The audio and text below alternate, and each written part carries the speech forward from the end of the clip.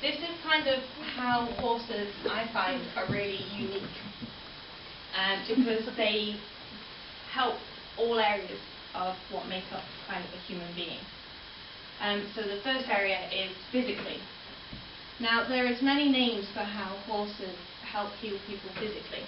There's what I call horseback therapy, which I find is probably the easiest term for people to recognise what it is. There's hippotherapy, because hippo is the Latin word for horse, so it's technically horse therapy. And what it is you put a person with a disability, a physical disability, on horseback, and the movement of the horse is there to help influence the individual, to help move muscles, joints and bones, to help improve their function. So eventually, after 6 months or a year, the person is more flexible and more able to do functional tasks. And it kind of all kicked off in 1952 Olympics. There was a lady called Liz Hartel, who was a German lady, I believe, and she is a survivor from polio, and she used the horse to help heal herself, and then she went on to gain silver. And after she kind of hit the world stage, people started to recognise, there might be something in this. So then from that, people started to set up centres for other individuals with physical disabilities to come along, ride the horses, and from there it's just spiraled bigger and bigger and bigger. Next one, who can it help? A lot of people with physical disabilities, obviously, so anybody with abnormal muscle tone, stroke, MS, brain injury, cerebral palsy, anybody with impaired balance coordination, many more, but I ran out of space on the whiteboard to write more, so if you look up physical disabilities, probably most of them it can help. So from that, the reason why the horse helps heal a person physically is the movement. To go back to very basics, when we walk, we toe off, so we push up on our toe, we bend our knee, we lift our hip, our leg comes off the floor, then we replace our toe, replace our heel. And while it's doing that, we shift our weight onto our left. The horse does a very similar movement, except they've got 4 legs instead of 2. So they push up on their hoof, their hip rises, their leg comes off the ground, gets replaced, so it's very similar. And their movement of the hips is similar to ours. So when you put a person who is unable to walk or wheelchair bound on a horse, it gives them the same sensation as when they're walking. So then what happens is the neurons and the muscles all build up to stimulate walking, and there have been people who have never walked before, after having ridden for a set period of time, they've built up all the muscles they needed and all the neurons and everything to then begin to start walking, and from there physios kind of kick in and they then help the child walk more and more independently. So that's how the horse's movement is. And the best thing about it is you can have a horse walk on a straight line, and it's repetitive and it's rhythmic. So when we learn, some statistics say for us to learn a new skill it takes 5,000 times to repeat it. Now if we're trying to learn how to walk, repeating something 5,000 times over and over and over again, it can kind of get a bit repetitive, a bit boring, so the person may become unmotivational. So whilst you're having them on the horse's back, the horse can walk around for half an hour and simulate the same kind of movement, but it's a lot more motivational because it's just like, I'm riding, I'm not learning how to walk. So then from there, what also, when you're sat on the horse's back, it moves your pelvis up and down, front and back, and there's slight rotation. So you're giving yourself a real good workout and stretching all different movement muscles and stretching your joints out. Also, it then works your back, because when you're sat on your bum, you kind of tuck your bum underneath you, so it gives your back a really nice long stretch. So instead of having to go to the hospital and have someone stretch for you, you're doing this all while sat on a horse. So it's kind of doing it without realising it. And from there we can then build into the activities, weight bearing. So a person can be sat on a horse and they can start to put weight on their hands and push on the horse. So it's instead of doing like weights down at a gym, the child can then start doing it on the horse's back. And then with that, they also get all the sensors of the fur and the warmth of it and the reaction from the horse. So it's a lot more kind of information and feedback they're getting from just that one movement. And from there, another place it can help is balance and coordination. Especially if you have the huge big Shire horses, who are just humongous, they're a really wide base of support. So for someone who's really got poor balance and poor coordination, they've got a lot of animal underneath them to kind of cling on to. And if need be, they can just do a big monkey hug. If you've got a thin thoroughbred, which is a very narrow horse, it's a lot different. And so that's how you can kind of grade the activity to make it more and more challenging for the individual. You can start them off on a big horse, and you can have I don't have one with me, a belt with handles on there people can hold to help hold you.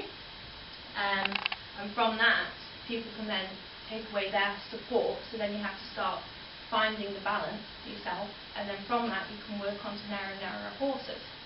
But it's all within the context of it just being very fun, very motivational, very just kind of let's go and ride a pony and see what we're working on, and then it's the therapist's job to make grade and try and achieve the goals that you set out to achieve.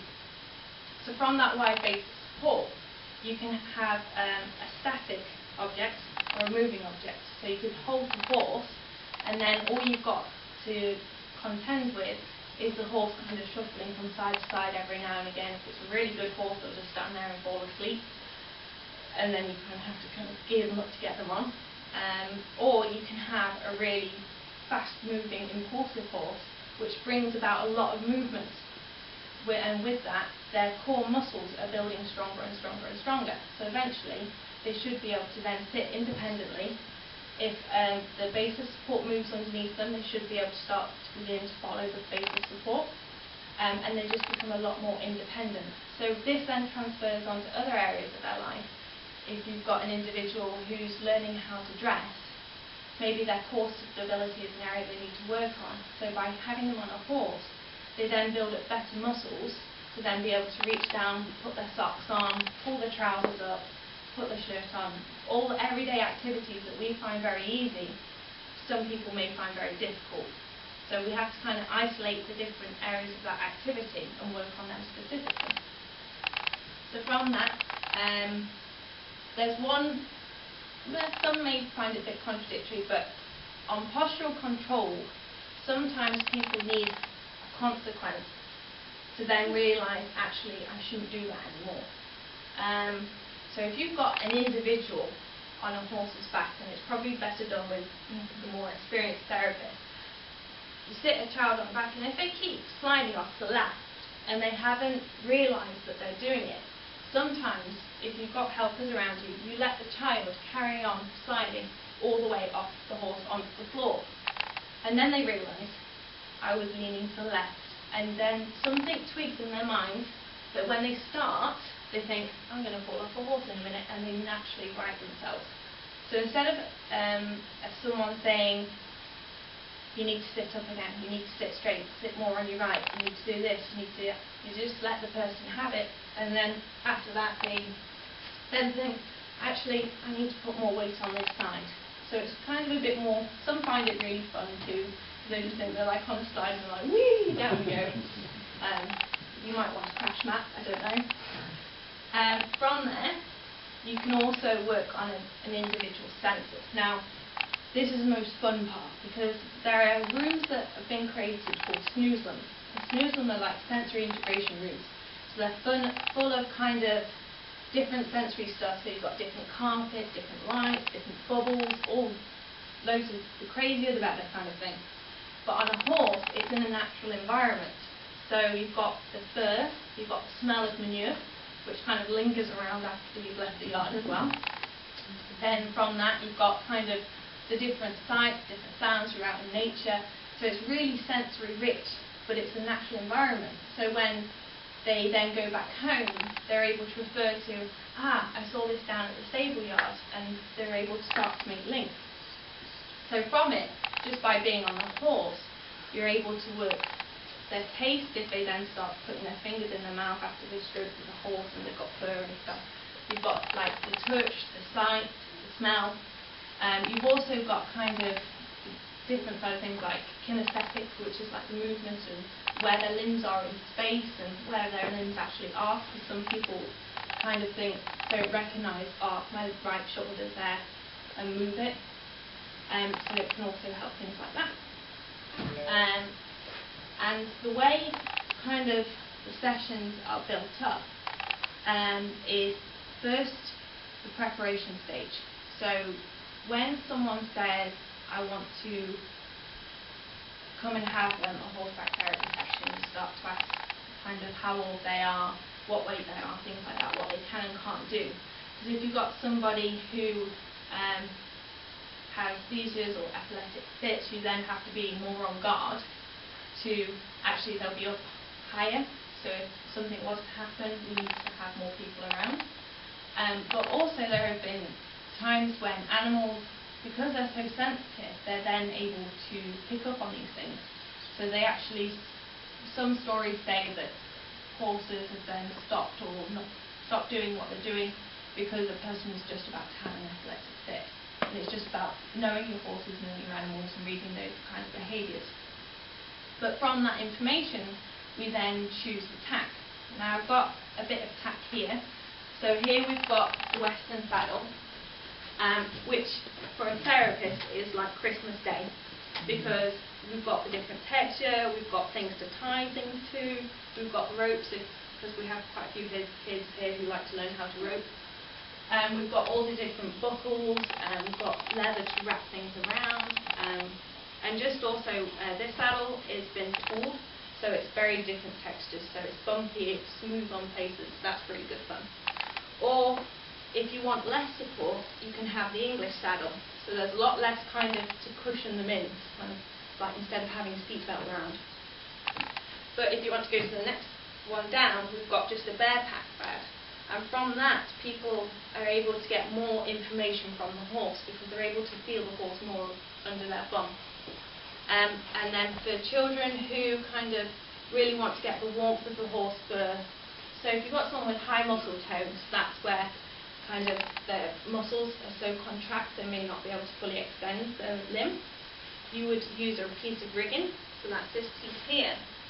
And from that, the warmth of the muscle is like having a hot water bottle on that muscle, and over time you're able to get more and more extension. So that's when we might use the rigging. Also, for fun stuff, this is more the activity side of things. We then use like numbers like this, where if you've got a child learning how to tie a shoelace, it would be awesome to learn how to tie your shoelaces on horseback. So you could be facing the bum while tying shoelaces. That would make it more interesting. You've got just different like furry things. You can talk about the sun, the weather. You've got doing buttons. So you could learn how to do a button while sat on a horse, and then transfer it over to doing their own buttons and things like that. So that's kind of more what the numbers for. It's more functional tasks while on horse's back. Because whilst they're on the horse's back, all their systems seem to quieten down a bit. So if you imagine you've got loads of information coming at you. I don't know if you've ever been like at work and you've got hundreds of people asking you questions. Can you just do this? Can you just do that? The phone's ringing, this and you just think, shh, just let me answer one question. Well, that's kind of what it's like for some children. So being on the horse's back, it's like giving them that space, and then they're able to focus on one path, grasp that, and then they can have a go in real life situation. So that's kind of the physical side of things. The activities we can do on a horse's back, endless. Your imagination is kind of the limit. So we've got ferret balls and things like that, so you can shoot them through the hoops. You just, I haven't built it yet, but a sensory board where there's different surfaces on, so we can go from one side of the arena, collect a piece of Velcro and stick it on the board and things like that. So it's endless, depending on what the person is trying to achieve. So that's more the physical side of things. And also what's important to understand when you're choosing a horse, that's the next bit, is, like I said, you've got the different widths of horses. Also you've got the different heights. There's no point in putting a little kid on an 18-hand horse, because one, you won't be able to help them very easily without a stepladder on wheels. So it's about choosing the right horse. Also, horses have their own personality. They bring their own kind of uniqueness to the session. So you have to know your horse as well. Know that, okay, this one's a bit more quirky, it has a bit more questions it gives you. Or you say, oh, I've got Bob here and he's just a dobbin. He just kind of moseys around the place. As long as there's grass somewhere, he's happy. So for a very hyperactive child, you put them on a slower horse to try and balance them out. Whereas if you've got a more kind of a child that wants spurring on, you might put them on a more active horse because it might stimulate them a bit more. And from that, you can grade the activities by doing it at different speeds. So I've put here the football of horses at the different speeds. So you've got the walk, the trot, the canter. The gallop's probably not a thing you would do while having a child on the back and running alongside one, because most of us couldn't keep up. I think we'd have to wear rollerblades. So you grade the activity, so you might start off doing an activity in walk, like pushing on their withers to say go, and then you might just ask them to push again on their withers to say trot on, and things like that. And then from there, you need to be aware of how your horse moves, because each horse will give the child a different sensation. So the cobby type will kind of be a bit more, there'll be more shock in it than a graceful thoroughbred. And also the way their legs are at the back. If you have a horse that's very straight-legged, it would be very much like this. Whereas if you have a horse that has kind of their toes are sticking out, there would be a lot more swing in the body. So that would be good if someone's trying to improve their postural control, because they have to then move the base of the support, follow the base of the support more.